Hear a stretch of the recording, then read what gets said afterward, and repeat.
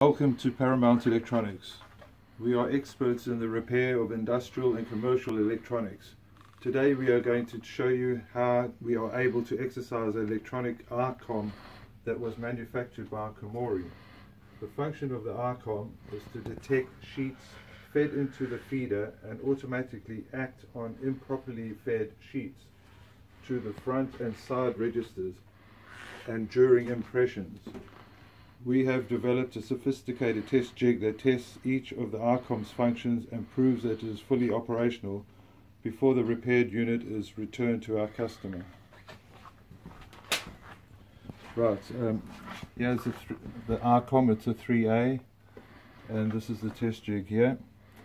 And I'm going to switch on the Eyekom, and it simulates paper being fed. All right. And okay, so you can see I can exercise the front register.